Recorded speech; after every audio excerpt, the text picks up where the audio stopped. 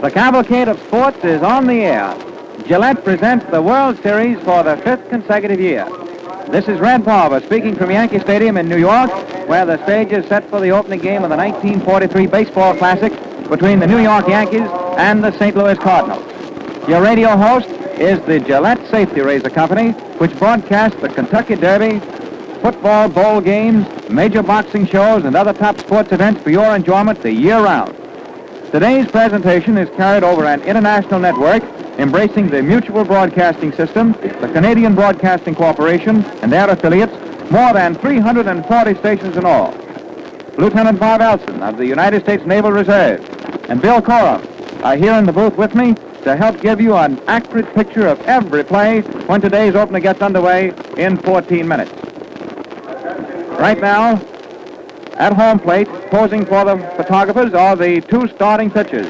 Left-hander Max Lanier for the St. Louis Cardinals and right-hander Spud Chandler for the New York Yankees. The Yankees themselves are finishing their infield workout. Art Fletcher has the fungo stick. The infield is Etten at first base, Gordon at second. At shortstop is Frankie Crosetti, and at third base is Bill Johnson. That'll be the starting infield for the Yankees. The outfielders also are catching fly balls and throwing in toward the plate. A very business-like performance at the moment by a team which has, under McCarthy, been in 8 World Series in recent years, and they have been in 7 in the last 8. So they should appear to be the most businesslike.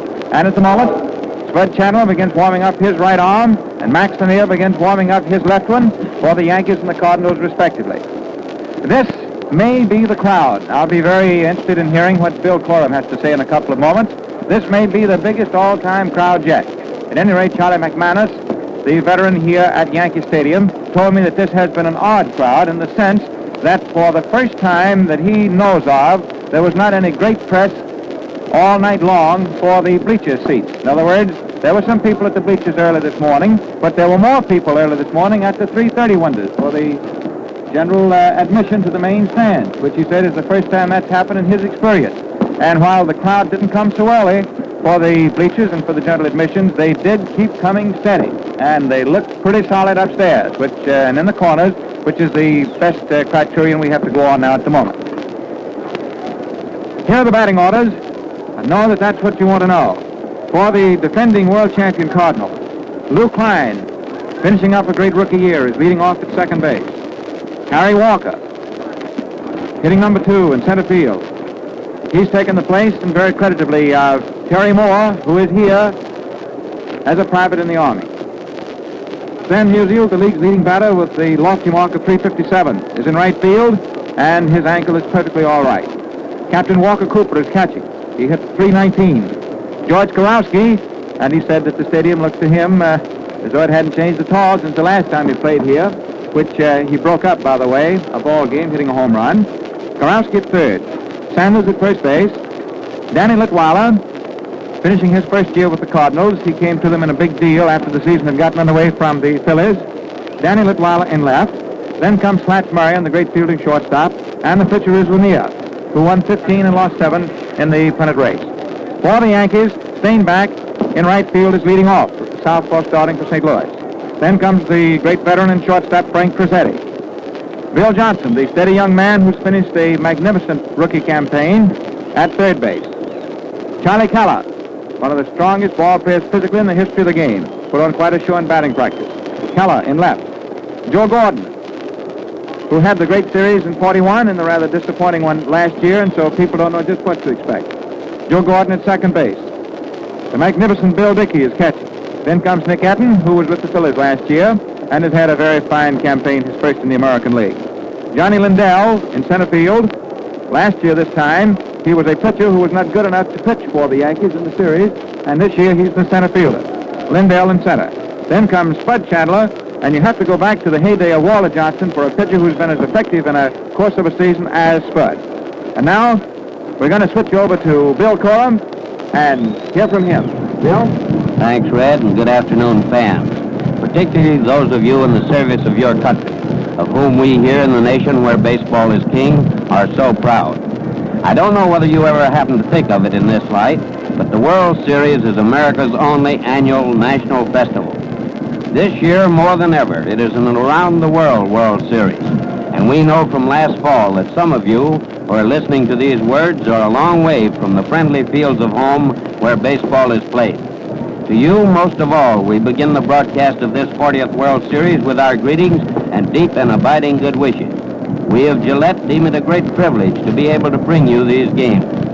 Exactly 1 year ago to the day, October the 5th, 1942, we sat in this same broadcasting booth and saw peppery little Jimmy Brown snatch a grounder off the bat of Big Red Ruffing and fire it into the eager mitt of Johnny Hop. As that throw found its mark, the St. Louis Cardinals were the baseball champions of the world. Jimmy Brown's in the Army now. So is Rufus the Red, one of the great series pitchers of all time. So is the lion-hearted Johnny Beasley, now Lieutenant John Beasley, the freshman pitcher who won 2 games for the not-to-be-denied Cards in that series and bested the veteran Ruffing in the final set, too. Joe DiMaggio, the Yankee Clipper, has gone into the service, too, as has his rival in center field, the wide-ranging, rifle-throwing Terry Moore. Country Slaughter is with them in uniform, and so is little Skeeter Rizzuto, star of last year's Yankee Lost Cause. The Skeeter is now a sailor man, but he was around the stadium here the other day looking more like a little boy playing sailor in his dark blue uniform than a grown warrior in the greatest test of manhood and courage in the history of mankind. To these and the others who have moved on into the real World Series, we also send our greetings and congratulations. But there are good players left on the Cardinal and Yankee teams that are going to begin their return meeting in just a few moments now. Good players who make 2 fine teams, the best in their respective leagues by far, if we are to believe the figures of the final standing. It's a sure thing that these teams are going to stage another thrilling series, though it'll have to be something to top the one that was won and lost when Whitey Kurowski lifted a home run just inside the left field line in the waning light of that October 5th a year ago. Whitey is still there on third base to do it again for the Cards, if he can, just as Marty Marion, the fellow who slapped Walker Cooper's throw on Joe Gordon when Joe was caught off second in that memorable 9th inning, is back at his old stand at shortstop. And Bill Dickey, Ruffing's battery mate, the Iceman in the Iron Mask, is still in his old familiar position behind the plate for the always hard-to-handle Yankees. Why, Bill has been behind that plate here in the stadium so long he could file squatters' rights on the land. Yes, it's going to be a great series, I'm sure. So let's get on with the first act of the new show. We all know who won last time. The Cards in 4 games out of 5. What we want to know now, and are going to see right away, is who can get the jump this time. The Yankees are the favorites at 8-5 for this game, with Spud Chandler, their best pitcher in the box. For the series, the price is 6.5-5, still favoring the Yankees. Spurgeon Spud Chandler, brilliant right-hander from Moultrie, Georgia, won 20 and lost 4 this year, and had an unofficial earned run average of 167. And as Red told you have to go way back to Sir Walter Johnson to find anything to top that in the American League. Max Lanier, stocky southpaw from Denton, North Carolina, won 15 and lost 7 this season. There's been quite a question about Morton Cooper's pitching arm, and right to the last minute, a lot of discussion about it. So I just came off the field 5 minutes ago when I talked to him, and Morton said he never felt better in his life. A few changes that we've got in place of Jimmy Brown at second base for the Cards, Lou Klein. He's a New Orleans boy and a good ball player. I think he's tightened up the Cardinal infield, if anything. George Tuck Stainback is in the outfield instead of DiMaggio. The veteran Frank Cozzetti is down there for Rizzuto, a great ball player, Cozzetti, and a great money player. Harry Walker is in the place of Terry Moore, and Terry Moore, to my mind, was the best center fielder I ever saw in fielding alone. As an all-around player, perhaps DiMaggio topped him, certainly topped him in the hitting department, but last year I felt that Moore could go as far as even the great DiMaggio or any man I ever saw, including Speaker, in center field. Of course, in right field, we have Stan Musial, a boy from Donora, Pennsylvania, who got most of his playing start down in Daytona Beach, Florida, the great hitter of the National League, who has batted .357 this year. He takes the place of Enos Country Slaughter. Danny Litweiler's in left field for the Cardinals, an old Philly, and at first base for the Yankees is Nick Etten, also a former member of the Phillies. Now, last year, Ruffing won the first game, which was the only one that the Yankees won, and then lost the last one, but I'm not going to have a great deal more time to talk to you here. It's just a pleasure to work with Red and Bob Elson again, and what I've told you is how it looks to me from where I sit in the broadcasting booth at the Yankee Stadium. And just before we came on the air, I was down in the dugout getting lined up for the broadcast, and Stan Musial mentioned to me, with a certain amount of surprise, that he asked for Gillette Blue Blades in a St. Louis store the other day and couldn't get any. Some of you fans, particularly in defense areas, may have had a similar experience in recent months. And if so, here's the reason. Razor blade manufacture is restricted by the government to save steel. Also, much of Gillette's output is earmarked for our armed forces. So the civilian supply is limited, and dealers occasionally run short of these easier shaving blades. It's a good idea, therefore, to ask for a package before you get down to your last blade. Should your dealer be temporarily out of stock, have him set a package aside when he receives his next shipment. This way, you avoid inconvenience and shaving discomfort, too.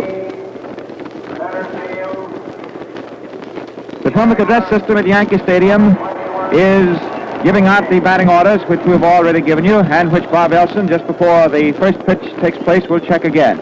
At the moment, there is an 8-man conference at home plate. Art Fletcher, the third base coach of the New York Yankees, is up there with the Yankee batting order, and Captain Walker Cooper, the catcher for the Cardinals, is up with his batting order. The other 6 men are in blue. They're the umpires. Eddie Rommel of the American League staff will be working balls and strikes back of the plate. Bean Glidden of the National League staff will be at first base. Joe Rule of the American League at second. Stocky Bill Stewart of the National at third. The alternating umpires, that is in the event that something unforeseen happens to one of the first named 4, George Pipgrass of the American League and Jocko Conlon of the National. The reason for the alternates in the way of umpires was brought out here in 1938 at this very series when Uncle Charlie Moran was badly bruised when hit in the mouth with a thrown ball by Joe Gordon. However, he stuck to it, stayed in there, very Spartan-like, but that experience was taken to heart, and since that series and that experience, there have always been 2 alternate umpires sitting alongside first row in the dugouts. Bob Elson will be over here in just a moment. It's a warm, great pleasure to be working another World Series for Gillette with Bob. We've gone back through the years together a great many. And just as keen as is our pleasure in having Bob here, just as keen do we miss Mel Allen, who was with us this time last year when Bob couldn't be. Now, ladies and gentlemen, the national anthem.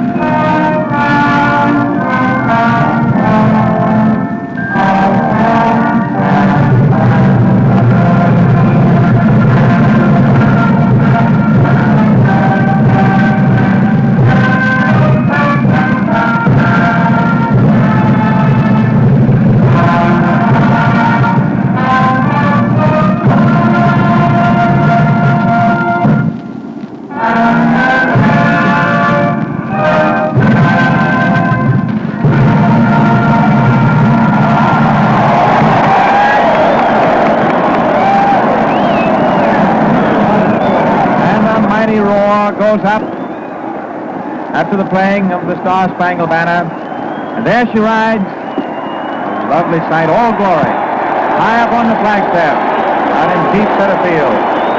And another mighty roar as the Yankees go out to take the field. Chandler hasn't started for the mound yet. And so, it's good luck to Private Mel Allen down in South Carolina, and it's good luck to Bob Elson, Lieutenant Bob Elson of the Navy, as he moves in toward the microphone. And one formality, and then we will be actually underway on Gillette's 5th consecutive World Series broadcast. We pause now for station identification. This is Mutual. This is WGN, the voice of the people, Chicago.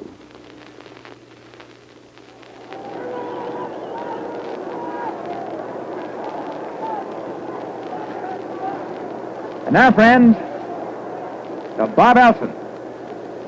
Good afternoon, fans. Thank you very much, Red Barber. It's great to be back with you on this Gillette Show with Bill Corum again. And it's a wonderful sight we have in front of us here, this first game of the World Series, and it should be a wonderful game. This broadcast of the World Series is being sent around the world. It's aimed particularly at our servicemen in all sections of the world. The sponsor was anxious to have a serviceman participate in the broadcast, and I'm certainly very, very happy to be here. The Yankees in their white uniforms around the field. Spurgeon Chandler, a right-hander and a great right-hander, is on the mound getting his practice throws with Phil Dickey. By the way, our mutual booth is high up in the second deck, right back of the home plate. The St. Louis Cardinals are wearing gray uniforms with red undershirts, red socks, a black cap with a bright red peak. We're looking directly down on home plate right now as the Yankees pepper that ball around the infield. The outfield is all set with Lindell in center field, Keller in left field, and Steinbach in right field as we look out onto the field. Around the Yankee infield is Johnson at third, Presetti at short, Gordon at second, Nick Etten at first, Dickey back at the plate, Chandler the pitcher. He's won this season 20-4, had a marvelous earned run average of a little over a run and a half a ball game. And the first man to face him is going to be the great little second baseman of the Redbirds of St. Louis, Lou Klein. Umpires are just making sure that all the bandsmen are off the field. They're out there entertaining in center field. The umpire back at the plate, by the way, is Rommel of the American League, Beans Reardon of the National at first, Joe Rue of the American at second, and Stewart of the National at third. Klein's batting average for the year is .285. You know, only the last game of a World Series is more important than the first on the record. As a matter of fact, only 8 teams in the total of 39 World Series played since 1903 have been able to come off a defeat in the opening game to win the championship. Here's the first pitch of the series, and it's a ball, a little bit high and outside. Chandler takes a look around the infield and outfield again just to check up on all his teammates to be sure they're set. Ball one is the first pitch to Lou Klein, a right-hand hitter. Here's the pitch. He swings and misses one that time. It was a sharp curve, waist high, right on the corner, and Klein, a red 2 in the back of his gray uniform, really took a poke at that ball. Bill Johnson at third base, in just a foot or two. Shortstop Presetti deep. The outfield swung just a bit to the left. Here's the next pitch, and there is a beautiful pitch right in across the waist, and it's a called strike. So the count is ball 1 and strike 2 on Klein. First man to bat, first game of the World Series, Yankee Stadium, New York City. Chandler against Max Lanier. Here comes the next pitch. There is a fly ball to center field. The center fielder Lindell going to his left, and he grabs the ball for the first out. So fans listening in all sections of the United States, right down this eastern coast of Florida, across the country to Texas, and up the west coast, up there to Oregon and Washington, and back across the country again, wherever you may be listening, the first out was made on a fly ball to center field. Now the next man to bat is Harry Walker, the center fielder. Harry Walker comes up, the center fielder, a left-hand batter. Walker's average for the year is .295. He took the place of Terry Moore, the great ball hawk of the St. Louis Cardinals for many years, and this fellow has done a very fine job out there. He bats left-handed. He's up in there now, rather cloudy in the plate, and here's the first pitch, and it's a beautiful pitch, a curved ball right over the inside corner around his knees for a called strike. 1 out and nobody on. Third baseman Johnson is playing Walker in much closer than he was the first hitter. He's way in almost to the edge of the grass. The right fielder Steinbach is playing this hitter deep. He's a good pull hitter.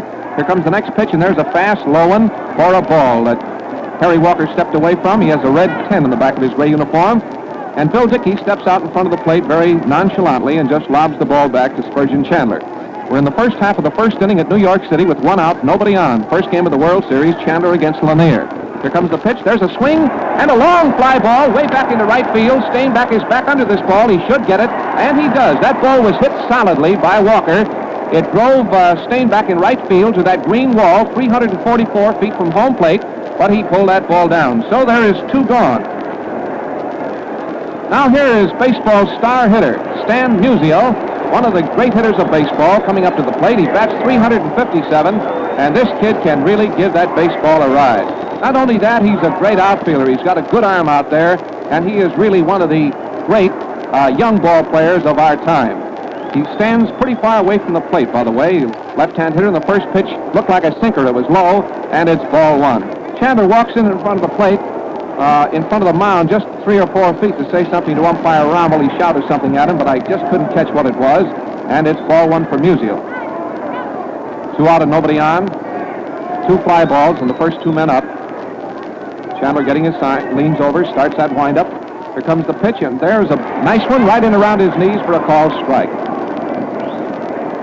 This fellow Chandler has about everything out there that a pitcher has to have. Great curve, fastball, beautiful change of pace.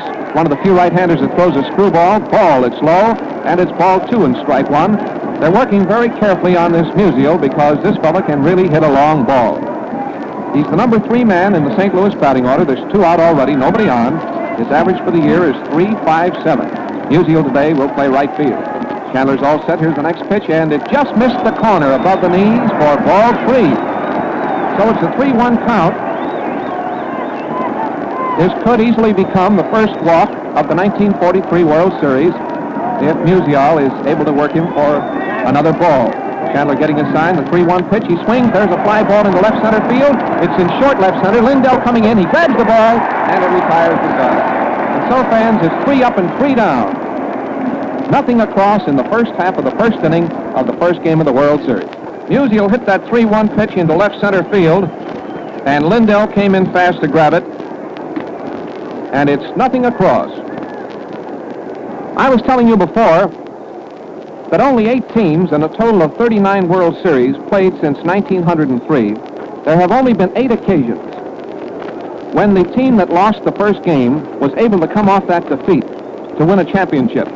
As you remember, the St. Louis Cardinals did it last year, losing the first game in St. Louis, and then coming on to win the next 4. But you cannot minimize the importance of the opening game of the World Series. That edge is terrific. I believe that this is one of the finest matched series that we'll have in a long time. Both these teams are great teams. Neither one of them are as strong as they were last year, but they are great teams, and they're both equally determined to win this series. Joe McCarthy wants to prove that it was all a mistake last year. In fact, this World Series is a crusade with him, not a challenge. I don't think he's forgotten last series since the last out was made. And Billy Southworth wants to prove to every National League fan in the country that last year's win over the Yankees was no fluke. So believe me, there's plenty riding on this World Series this year of 43. Now the first man to bat for the Yankees coming up to the plate is going to be Tucker Stainback, who's played in both leagues. He's playing right field today. He's batting .260 for the season. He's played with the Yankees against left-hand hitters, and Lanier is getting all set. The first pitch was a beautiful curve in around his knees for his strike. Rosky playing third, Marion playing short, Klein at second, and at first base is Sanders. In the outfield for St. Louis, we have Musial in right field, Walker in center field, and Litwater in left field. Here's the next pitch. He swung at a very sharp-breaking curveball. It was low outside that time, and it's 2 strikes on Stainback. Artie Fletcher is coaching at third, and Earl Combs coaching at first. Our mutual broadcasting booth is right above the home plate. There has not been a hit in the game as yet. We're in the last half of the first inning. Max Lanier is getting his sign. Here's the next pitch, and it's a ball. It's in very close above his knees, and it's ball 1 and strike 2. Lanier's record for the year, he's won 15 ball games and lost 7. He's a very chunky-looking southpaw. He stands 5 feet 10 and a half and weighs 187 pounds, and he's plenty cagey. There's a foul into the stands to the right next to Judge Landis's booth. It's a count of ball 1 and strike 2 on Stainback. White uniform. Right down below us here, the first man to bat for the Yankees in the first game of the World Series. There is no score. Chandler and Lanier. He's getting ready again. Here's the next pitch. There's a smash, a line drive to the third baseman, Karosky, who caught it going to his left, and Stainback is out. The ball was well tagged. It was a liner that he caught shoulder high, running to his left. Cardinals pepper that ball around the infield. Now here's Frankie Crissetti. Crissetti has been a part of this Yankee scheme of things for many, many years. A great little ball player, Crissetti, even though he is hitting only 233 for the season. It's a right-handed batter, that familiar 1 on the back of his white uniform. Here's the pitch from Lanier. It's fast and high, a fastball that was right up around his chin, and it's ball 1. Walker playing in left center field. The outfield has moved in a bit for Crissetti. He's not what we would call a long ball hitter, although he occasionally can poke one. There's a very sharp curve that caught the outside corner knee high, and it's 1-1. This Lanier can really break off that curveball. He occasionally whips through with that fastball. He's got a beautiful change of pace, and he really has the heart of a lion out there. No score. Last half of the first inning at New York. First game of the World Series. Chandler and Lanier. There's not been a hit as yet in the game. Just as Lanier got set to wind up that time after taking the signal from Walker Cooper, the batter changed his mind and stepped out of the box. Crissetti stepped out, got a little dirt on his hands. Now he's up in there again. Lanier's getting all set, stoops way over, swings around. There's a ground ball out to the shortstop, Marion, in fast. There goes the peg. It's not close. He's out by 5 or 6 feet at first base. The play was not close, and he goes out from Martin Marion to Sanders. The Cardinals gather in back of the pitcher's mound and peg that ball around. There's a great young ball player coming up to the plate now, Bill Johnson of the Yankees. First-year man with the Yankees, and what a bang-up job he's done in place of our old friend Red Rolfe. Johnson batting .279, a right-hand hitter who can really give that ball a ride. The first pitch to him is fast and straight as a string, right down the middle, and it's one strike. 2 out and nobody on. Yankees batting, last half of the first inning. Chunky Max Lanier, a great little left-hander who won 15 and lost 7, is on the mound for the Redbirds. He swings around. Here's the next pitch. It's fast and high and outside. Just between the waist and the shoulder, but a little bit closer to the shoulder and way outside. Walker Cooper had to reach way out for it. That makes it a ball, 1 strike, 1 count. Now Lanier is getting all ready again. Here's the next pitch. There is a foul. It goes into the upper deck. It's out of play. Off here to the right into the upper stands. By the way, Yankee Stadium is absolutely jammed. Jammed right to capacity, right to the rafters, and it's a beautiful sight. A big double-deck stand from the right field line right down here to home plate, all the way down the left field line, extends double-deck into left field and into right field, and then there's an uncovered bleacher all the way around center field. An attendance of around 70,000. We'll have the official on it for you a little bit later in the game. There's tremendous interest in this series, fans. He's getting all set again. Here's the next pitch. He started to swing that time and stopped, and the umpire says no swing, and it's a ball. Makes the count 2-2. Now some of those, even though this is New York, there are plenty of National League rulers here, and some of them thought that he had taken his half swing on the ball. The umpire says no, it's a ball, 2 strike, 2 count. 2 out and nobody on, last half of the first inning. Max Lanier on the mound. He's getting all ready again. Here comes the next pitch. He struck him out. It was a beautiful pitch right over the outside corner, knee high, and Johnson is called out on strikes. And so it is 3 up and 3 down. No runs, no hits, no errors. That is the end of the first inning of the World Series game. Lou Klein, who leads off for the St. Louis Cardinals, says that Gillette Lather Shaving Cream is the fastest acting beard softener he's ever used. Fans, that's because this cream holds a barrel of water and keeps your whiskers thoroughly saturated all the time you're shaving. Now, you see if Lou isn't right. Try Gillette Lather Shaving Cream. Enjoy the quickest and by far the easiest, best-looking shaves of your life. Second inning, and Bob Elson. Thank you, Red. You know, fans, I believe that a lot of people around the country feel that when a left-hander goes to the mound, that the Yankees are not apt to show up for the ball game. At least that's what a lot of National League partisans think, because a lot of people feel that the Yankees are so ineffective against left-hand pitching. Now, that's far from the truth. In fact, here is the season's record against left-handers. The Yankees won 23 ball games while losing 13 for a percentage of .639. Get that. Against right-handers, they won 75 ball games and lost 43, a percentage of .636. So the Yankees won more ball games, played better against left-hand pitching than they did against right-hand pitching. That is a little, I believe, important note. It gives you at least the true picture that Yankees really are not scared by left-hand pitching, as a lot of people seem to think. Now we're going into the first half of the second inning of the ball game with Spud Chandler out there on the mound, and Walker Cooper, the great catcher of the Cardinals, batting .319 is up. There's a high bouncing ball off the third baseman's glove. I believe it'll be a hit, safe at first. He had a high bouncing ball off of Bill Johnson, the third baseman's glove. He went to his left, and I believe it will be scored as a base hit, and if it is, it'll be the first hit of the ball game. Here it comes now. It is a hit. Score that as the first hit of the 1943 World Series. Here's little Whitey Karofsky batting .287, a great third baseman, and this boy can really poke that baseball. First pitch he was going to bunt, it was wide, and it's ball 1. Nick Etten at first base comes rushing in. That was a very high bouncing ball off of Walker Cooper's bat that was fired to the left of the third baseman, Bill Johnson. He was lucky to get his glove on it. He deflected it away from the shortstop, and it rolled into short left field. Ball 1 for Karofsky, man on first for the Redbirds. Here it is. It's a bunt right out in front of the plate. The pitcher handling the ball. The play is to first. He's out at first. The play going from Spurgeon Chandler to Gordon, who moved over on the attempted sacrifice, and the sacrifice was good. Karofsky laid down a perfect bunt, and he is out at first. The play going from pitcher to first with Gordon covering. And so there's a man on second, and for the first time in the series, we have a man in a scoring position. Now here's Ray Sanders, the first baseman. One of the two. He alternated quite a bit this year with Johnny Hopp, but I believe he played more games than Hopp did. Nice tall, good-looking athlete, batting .283, and the first pitch fooled him completely. It was a nice curve in around his knees for a called strike. Man on second base for St. Louis in the first half of the second inning with one out. The outfield playing Sanders practically straight away, even though he's left-handed. This fellow hits a lot to left and a lot to right. He's apt to hit it any place when he gets a hold of it. Yes, sir, we have two Southern farmhands, two Southern boys, Lanier of North Carolina and Spud Chandler of Georgia, as the boys out in the center of the arena today in this first game of the 1943 World Series. And believe me, this is a big, crucial ball game. Man on second for St. Louis. Left-hand hitter up at Saunders, the first baseman. There's been one hit so far in the ball game. Chandler getting all set. 2 strikes on this hitter. Here's the pitch. He swung and he struck out. He went for that screwball that time right in around his knees. As I was telling you before, Raleigh Hemsley told me before the game that Chandler is one of the few good right-handers that whips that screwball in, and he threw it right in there around the knees that time, and Saunders went for it and struck out.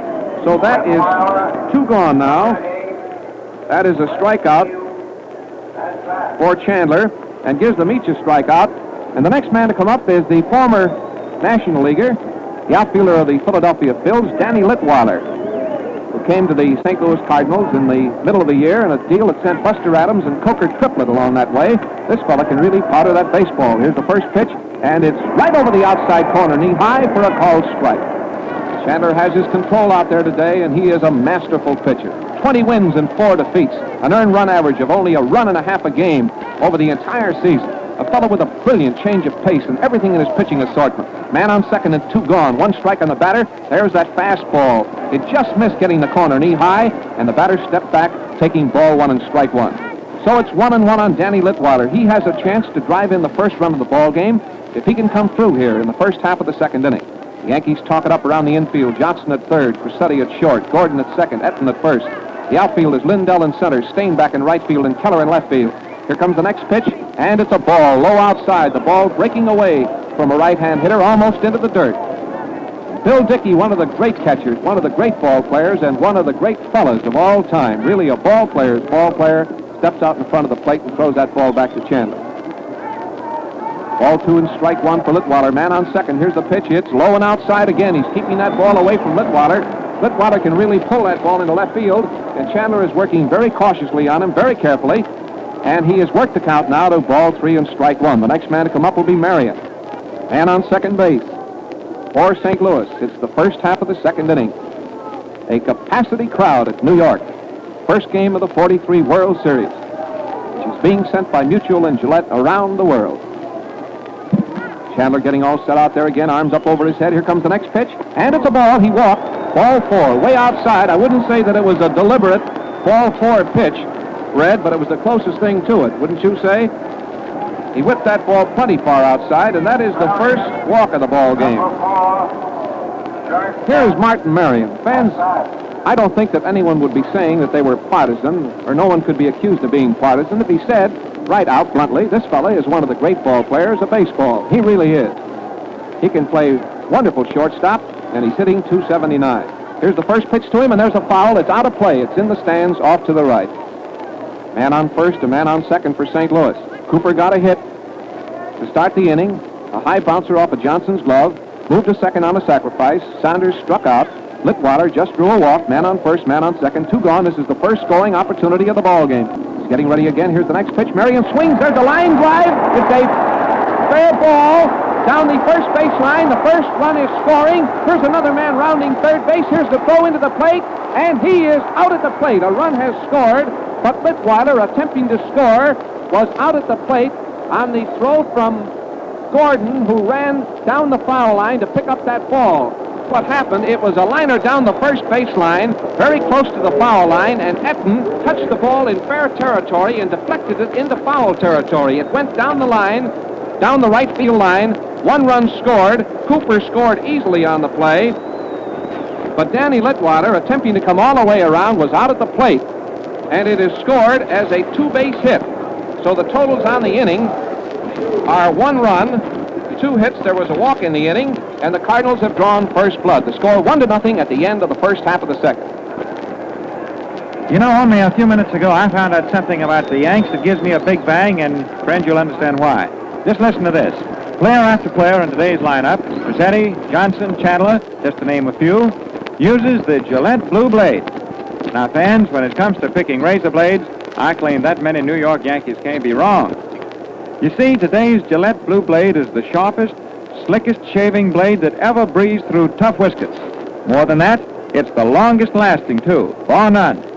Man, what shaves this blade gives you. Smooth, clean, refreshing shaves. The kind that preps you up and makes you look right on the button. Well, fans, we're going into the last half of the second inning of this first game of the World Series. Let me recapitulate that last play for you just a bit. There was a man on first, a man on second with 2 out when Marion slammed a line drive right down the foul line. Etten leaped into the air, touched the ball in fair territory, and deflected it. It rolled slowly out along the right field line. Gordon and Steinbach chased the ball. A run scored. Gordon picked the ball up and fired it into the plate. And Littwater, also attempting to come all the way around, was out by 10 feet at home plate. The play at the plate was not close, and 1 run scored. We're now going into the last half of the second, and the first man to bat is Charlie Keller, the real bell ringer with the Yankees, one of the great hitters of World Series play. He takes a ball low and outside and takes a fastball outside for ball 2. This fella Keller can really hit this baseball. He has had an outstanding World Series record. He's hit 5 home runs in World Series play. Here's the pitch, and there's a foul. It's out of play. It's up into the stands off here to the left, and it is a count of ball 2 and strike 1. It's a 2-1 count on Charlie Keller, the first man to bat in the last half of the second. Charlie Keller up in there, crowding that plate. Max Lanier, a left-hander on the mound. The Cardinals lead 1-0. Last half of the second on Marion's hit. Here's the pitch. There's a fastball. It's high and outside. It's ball 3. Charlie Keller just standing up there. He's going to make him pitch. Lanier taking his time, getting his sign from Walker Cooper. So far, there's been only 1 walk in the ball game. It was drawn by Littwater. Charlie Keller batting. Nobody on and nobody out. Gets all set again. Here it is. There's a fast ball right in around his knees. A called strike, and Keller didn't like it. Keller turns around to argue with the umpire. It was a low fastball right in around his knees. This pitcher, Lanier, can really keep that fast one in there low. And it sinks and came in right around his knees, and it's a ball 3, strike 2 count. This is a very important pitch here to Keller. Nobody on and nobody out. The Yankees trailed by a run in the first game of the World Series. Here comes the pitch. There is a long fly ball down the right field line. It looks foul, fans. It is foul. The count is ball 3 and strike 2. A long drive down the right field line.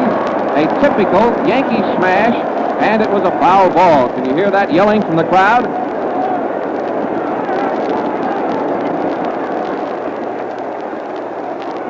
Chandler comes back to the plate, Keller comes back to the plate and picks up that bat, stands around down there, and Lanier stands out on the mound and fidgets around with his cap. The outfield of the Cardinals is playing him way around to the right. He's a notorious and very dangerous pull hitter. He can really give that ball a ride. Keller batting, nobody on and nobody out, 3-2 count on the batter. Here's the pitch. He struck him out. He took a perfect strike right over the plate.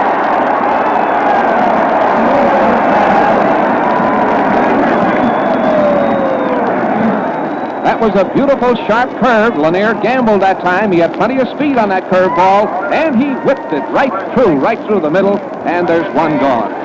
Now here's the great Joe Gordon of the Yankees. This fellow didn't have such a good World Series record last year, but don't make any mistake, he's one of baseball's greats.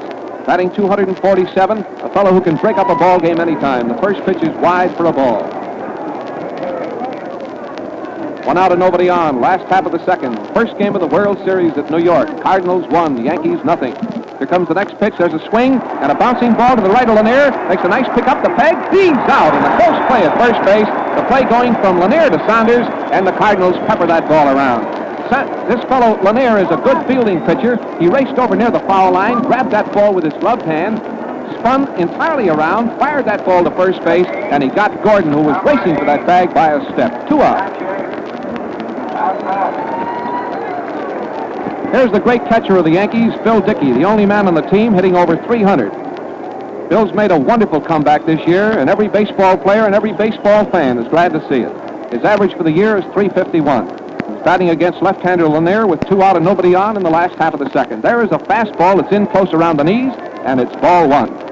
Around the infield for the Cardinals, we have Karofsky at third. Martin Marion is in there at short. Klein is at second. At first base is Sanders. Lanier getting all ready again. Here's the next pitch. Dickey takes a fastball high and outside, and it's ball two. The outfield for St. Louis is Mittwater in left field. Musial is playing in right field, and Harry Walker is playing center field. The battery, Lanier pitching, and Walker Cooper doing the catching. Artie Fletcher coaching at third. Down here to our left, Earl Combs over to first. The Yankee dugout is to the left of our mutual broadcasting booth, and the Redbirds of St. Louis have the one down here to the right, and practically all of them are standing up in the dugout watching play. All those that are not on the field. Gets all ready again. Here's the next pitch. There's a swing and a bouncing ball to Karofsky. Goes to his left, picks it up to Peg. He's an easy out, and it retires the side. Play going from Karofsky, third to first, and it is 3 up and 3 down. No runs, no hits, no errors, nothing across, fans. And at the end of 2 innings, the totals, the St. Louis Cardinals, 1 run and 2 hits. The New York Yankees, no runs and no hits.